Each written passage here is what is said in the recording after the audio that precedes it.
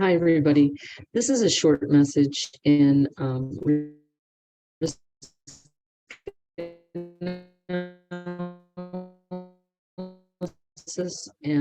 the topic that I want to cover specifically today is I would want to talk to you a little bit about um, being able to do a literature search based on your research lectures that I've recorded, talk about what it means to determine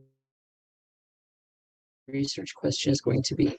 And so what we really have to do when we hone it down this way is to think about getting working questions that focus on our topic through the lens of risk analysis. Now, some of the topics are going to, of your papers that you've presented so far, are going to more easily fit into this stage to make sure that what we research and what we write our annotated bibliography on is really about the risk associated with our topic. Go ahead and just a second. Let me go ahead and share my screen again. I'm going to look at a particular search engine for honing your topic and thinking about a research question that when you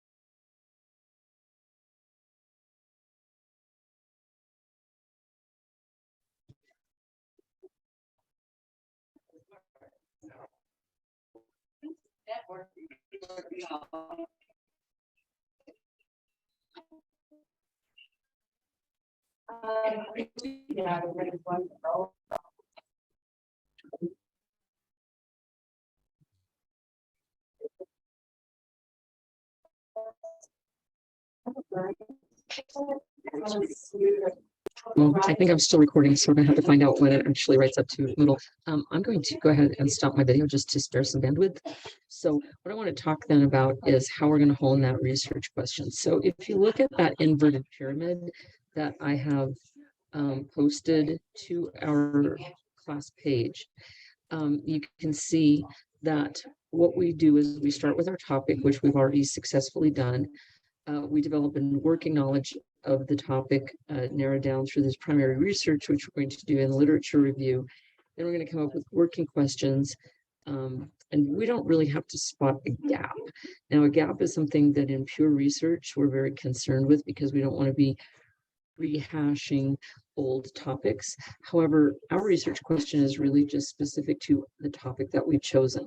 So the most important part for us at this point is to be able to take the topic that you have selected and write it to a research question. So what I want to do is to take a look at one professional or research search engine, which is Google Scholar. And the reason that I'm working with Google Scholar is because I know that Dr. Deckert has shared with you how to use the library databases. You can also use the library databases. I just don't want to be redundant with the same material twice. So if you go to Google Scholar, let's take my topic, and you can see that I started some searches. So it's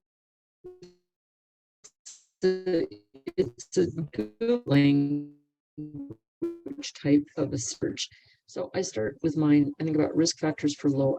I realize that some of this has to do with airline pilots. So what I'm really looking low hour private pilots. And when I did this search, I came up with a more specific list of documents. I started to read this one, and what'll happen is if you click on this, you'll just get the abstract, and you can read the abstract really quickly. But there is some important information. Since we're writing an APA paper, you also need to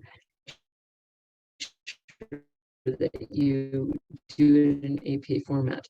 The DOI, or that permanent location on the internet of this particular paper, is also given, and that's going to be part of your citation. So if you download the citation, first of all, if you decide to make this part of your annotated bibliography, you're going to have to make sure that the citation does meet APA format. If you download a citation using this particular search engine, it's really not perfect. Okay, so in other words, you start with something like this, and you can download it or you can just copy it, but you're going to have to tune it up so that it looks like an APA. And that means, first of all, of course, that you have the author's last name and initials. The year some of the stuff is italicized, it's all in the OWL reference that I've given you. And then I do want you to include the DOI. The DOI is really part of APA 7. It's not really part of APA 6, but I would prefer that you follow that format just because it makes it a lot easier to locate that resource. All right, so the most important thing to remember is this, as far as this part of it goes. One research question, the question is not really a yes or no question. Yes or no questions do not make good research questions. So what you may be interested in is determining at this point if your topic is going to allow you to write a research question that will allow for research. Now, in a perfect world, you would do your research, you do literature research first, and then you would hone it down, you'd hone it on your research question. In practice, although it's not really a great idea, that often happens simultaneously or sometimes even first. Sometimes you come up with a research question and then you dig through the literature. The other way is more important, especially if you're looking for that literature gap, which is not germane to our discussion today. So the germane thing, the most important thing is we have to get this into a form where we can perform a risk analysis on the question. So this is also serves as, I guess I would say, a last chance. If you find that your topic is just not cooperating with you and you can't hone it down into a good research question that you can research within the lens of risk analysis, then it's not too late to change. It's going to get harder and harder as time goes on. So this is like the last, this is a Hail Mary if you need to change your topic. So for me, with my topic and my research, where I'm looking at, over here, do a share screen with you. I'm on the citation manager right now in Google Scholar. If I take a look at my research and I'm looking at risk factors for low-hour private pilots, right? I may come up with a research question, and it was referred to that as RQ, RQ1 in this case, and you only have to have one research question. What risk factors are most important for pilots or private pilots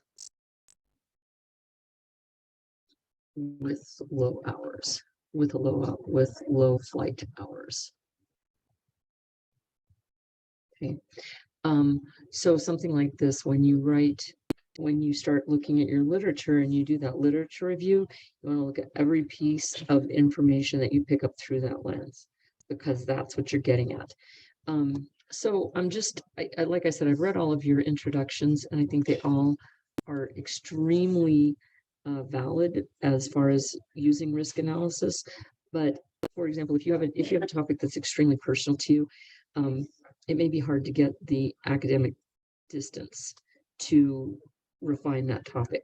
So I hope that we can continue this discussion on the discussion boards, and I will make sure to check and if you ask me questions, once again, I'm available through Zoom. Use that Calendly program and schedule some exclusive time with me so that we can work on your research questions. Like I said, the one thing I do want to let you know is I've read your intros. I feel like every paper has that potential, but if it's not the direction you want to go, if it's a more personal expository paper of some sort, you may want to change at this time. I'm not recommending that you change. I'm just saying keep it in mind if it's not going to be available to you to get the academic discipline to sort through this in this extremely analytical way. All right, everybody, have a great day.